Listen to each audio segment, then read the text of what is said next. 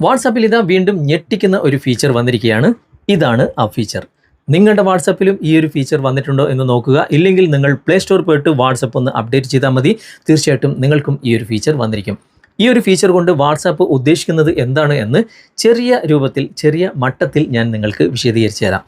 നമുക്കിപ്പോൾ വാട്സാപ്പിൽ ഒരു കോൾ വരികയാണ്. നമ്മൾ സേവ് ചെയ്യാത്ത നമ്പറിൽ നിന്നാണ് നമുക്ക് കോൾ വരുന്നത്. നമ്മൾ കോൾ അറ്റൻഡ് ചെയ്തു സംസാരിച്ചുകൊണ്ടിരിക്കുന്ന സമയത്ത് നമുക്ക് മനസ്സിലായി ഇത് നമുക്ക് വേണ്ടപ്പെട്ട വ്യക്തി തന്നെയാണ് എന്ന്. അപ്പോൾ ആ ഒരു നമ്പർ നമുക്ക് കോൺടാക്റ്റ് ലിസ്റ്റിൽ സേവ് ചെയ്യണം. നമ്മളങ്ങനെ വാട്സാപ്പിൻ്റെ അകത്ത് തന്നെ അതിന് ഓപ്ഷൻ ഉണ്ടല്ലോ. നമ്മളങ്ങനെ വാട്സാപ്പിലൂടെ ആ ഒരു നമ്പർ വാട്സാപ്പിൽ സേവ് ചെയ്യുകയാണ്. ചെറിയൊരു മിസ്റ്റേക്ക് കാരണം, ആ മിസ്റ്റേക്ക് എന്താണെന്ന് ഞാൻ നിങ്ങൾക്ക് കാണിച്ചു തരാം. നമ്മുടെ മെയിൻ കോൺടാക്റ്റ് ലിസ്റ്റിൽ ആ ഒരു പേരോ നമ്പറോ സേവ് ആകില്ല. പക്ഷേ വാട്സാപ്പിൽ അത് സേവായി കിടക്കുന്നുണ്ടാവും. നമുക്ക് യഥേഷ്ടം അദ്ദേഹമായിട്ട് സംസാരിക്കാം, ചാറ്റ് ചെയ്യാം, എല്ലാം ചെയ്യാം.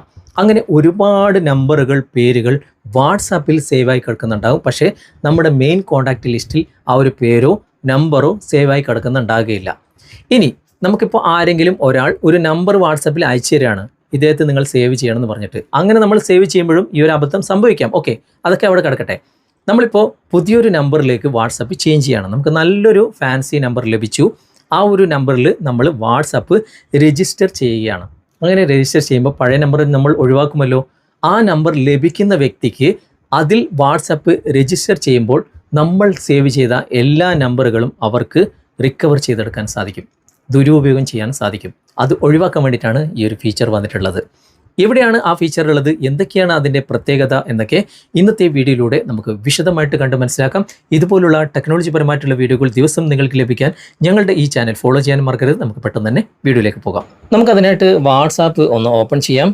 വാട്സാപ്പ് ഓപ്പൺ ചെയ്തതിന് ശേഷം വലതുവശത്ത് മുകളിൽ കാണുന്ന 3 ഡോട്ട്സിൽ ഒന്ന് ക്ലിക്ക് ചെയ്യാം. എന്നിട്ട് ഇവിടെ സെറ്റിങ്സ് ഓപ്പൺ ചെയ്യാം. സെറ്റിങ്സ് ഓപ്പൺ ചെയ്തതിന് ശേഷം ഇവിടെ പ്രൈവസി എന്ന ഭാഗം കാണാൻ സാധിക്കും. അവിടെ നിങ്ങളൊന്ന് ക്ലിക്ക് ചെയ്യുക.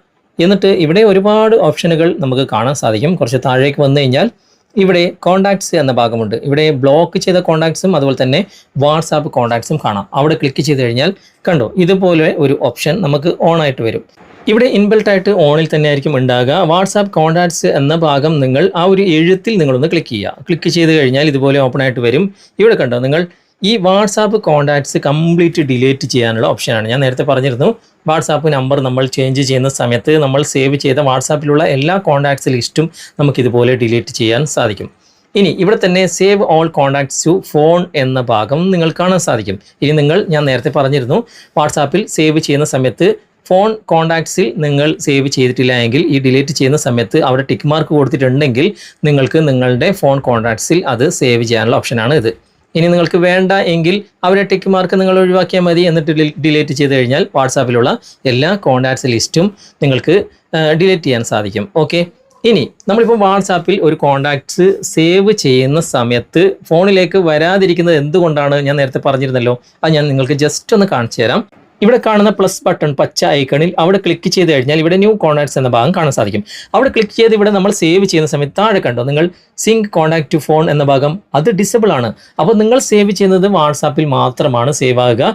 ഇത് എനബിൾ ചെയ്താൽ മാത്രമാണ് നിങ്ങൾക്ക് നിങ്ങളുടെ മെയിൻ കോൺടാക്ട്സ് ലിസ്റ്റിലേക്ക് ഇത് സേവ് ആകുക. ഓക്കെ, അതാണ് ഞാൻ നേരത്തെ പറഞ്ഞത്. ആ ഒരു മിസ്റ്റേക്ക് പല ആളുകളും ചെയ്യാറുണ്ട്. ഇനി ഞാൻ ഇവിടെ 3 ഡോട്ട്സിൽ ക്ലിക്ക് ചെയ്ത് സെറ്റിങ്സ് ഓപ്പൺ ചെയ്ത് പ്രൈവസി എന്ന ഭാഗം ക്ലിക്ക് ചെയ്ത് കഴിഞ്ഞാൽ നേരത്തെ ഓപ്പൺ ചെയ്ത കോൺടാക്ട്സ് എന്ന ഭാഗം ഓപ്പൺ ചെയ്തിട്ട് ഇവിടെ കണ്ടു ലേൺ മോർ എന്ന ഭാഗം ബ്ലൂ കളറിൽ, അവിടെ ക്ലിക്ക് ചെയ്ത് കഴിഞ്ഞാൽ ഇത് സംബന്ധമായിട്ടുള്ള എല്ലാ ഡീറ്റെയിൽസും നിങ്ങൾക്കിവിടെ വായിച്ച് മനസ്സിലാക്കാൻ സാധിക്കും.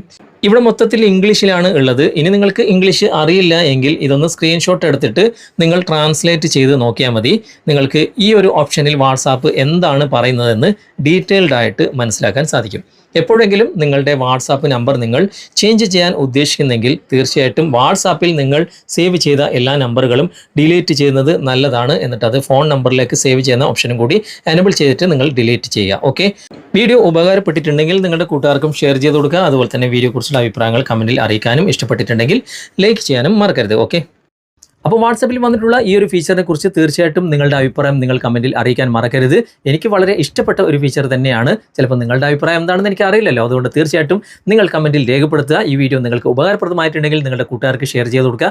വീഡിയോ ഇഷ്ടമായിട്ടുണ്ടെങ്കിൽ ലൈക്ക് ചെയ്യാനും കമൻറ്റ് ചെയ്യാനും ഷെയർ ചെയ്യാനും മറക്കരുത്. ചാനൽ ഇതുവരെ നിങ്ങൾ ഫോളോ ചെയ്തിട്ടില്ലെങ്കിൽ ചാനൽ ഫോളോ ചെയ്യുക, സബ്സ്ക്രൈബ് ചെയ്യുക, ലൈക്ക് ചെയ്യുക, സപ്പോർട്ട് ചെയ്യുക. അടുത്ത നല്ലൊരു വിഷയവുമായി അടുത്ത അവസരത്തിൽ നമുക്ക് വീണ്ടും കണ്ടുമുട്ടാം. Thanks for watching. ബൈ.